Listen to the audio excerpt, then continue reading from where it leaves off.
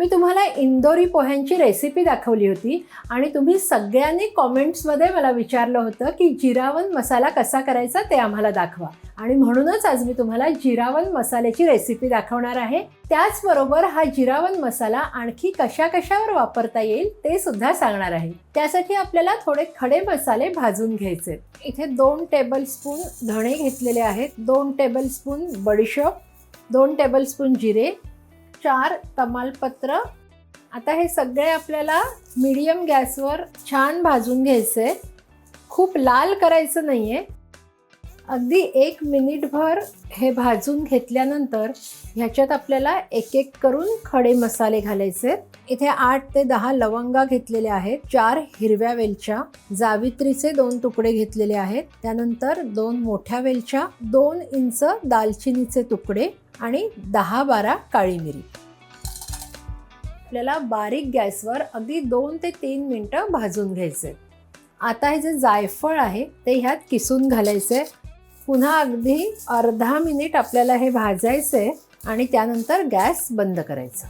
इथे अर्धा टीस्पून मीठ घालते, 1 टीस्पून सैंधव मीठ, 2 टीस्पून आमचूर पावडर, 1 टीस्पून सुंठ पावडर, पाव टीस्पून हिंग, 2 टीस्पून काश्मीरी लाल मिरची पावडर, अर्धा टीस्पून हळद।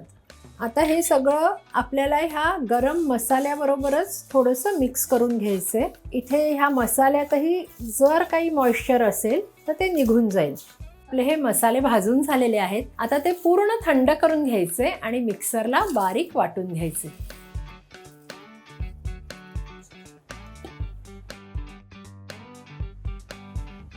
अशा प्रकारे जिरावन मसाला तयार आहे। तुम्ही याचं टेक्स्चर बघू शकता, जेवढं बारीक तुम्हाला करता येईल तेवढं बारीक करायचे। हे घरी केलेलं मस्त थंडगार ताक आहे, ह्याच्यावर आपण जिरावन मसाला घालायचा आहे। 1 पांढरा कांदा आपण घ्यायचे, अर्धा टोमॅटो, हिरवी मिरची, सैंधव मीठ, साखर, ही सुद्धा ऑप्शनल आहे। वरून घालूया थोडीशी कोथिंबीर। सगळं व्यवस्थित मिक्स झालेलं आहे, ह्याच्यावर आपण जिरावन मसाला घालायचा आहे। इथे मी एक पापड भाजून घेतलेला आहे, कांदा घालून घेऊया, बारीक चिरलेला टोमॅटो, बारीक चिरलेली कोथिंबीर, थोडीशी बारीक शेव, जिरावन मसाला।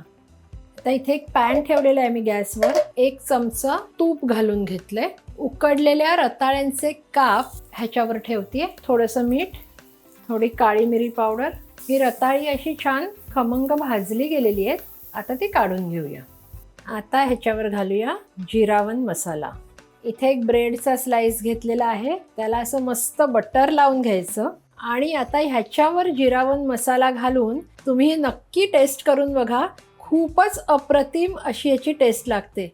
इंदोरी पोह्यांची लिंक आपण डिस्क्रिप्शन बॉक्समध्ये दिलेली आहे, ते पोहे नक्की करा, हा जिरावन मसाला सुद्धा त्यावर घाला आणि कसे झालेत ते आम्हाला कळवायला विसरू नका। आणि अशाच चमचमीत झणझणीत छान छान रेसिपीजसाठी रुचकर मेजवानीला लाईक, शेअर आणि सबस्क्राईब करा।